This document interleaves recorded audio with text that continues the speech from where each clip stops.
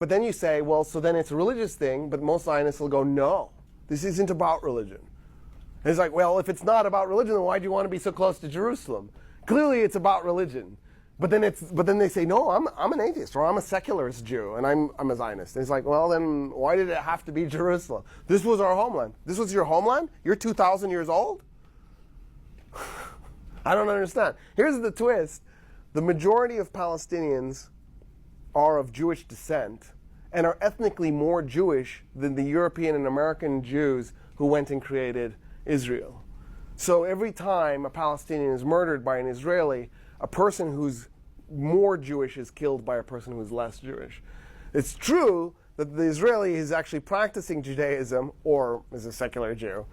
And it's true that those Palestinians are Christians and Muslims whose ancestors converted from Judaism to Christianity and Islam. But it's just a weird, ironic twist. I mean, it's embittering how ironic it is. It just doesn't make any sense. The problem is if you said, okay, we're going to create a new state, and it'll be secular. It's not for one religion anymore.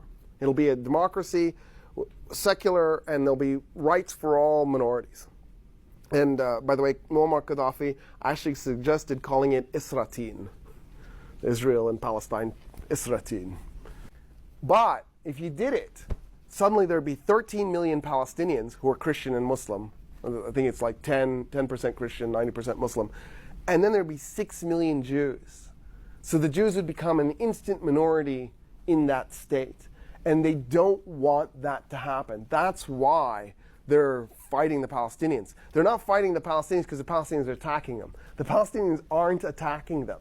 They're fighting the Palestinians because they don't want to have Palestine integrated with them because they'll instantly lose their majority. There are actually 7 million Palestinians living in Palestine and Israel.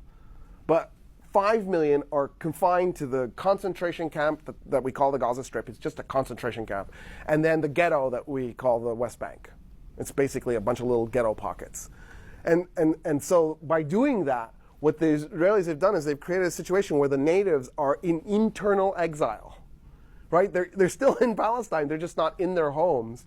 Their homes are in Haifa or Jaffa or Jerusalem. And so they're displaced inside their own country as a majority, but with no rights to citizenship.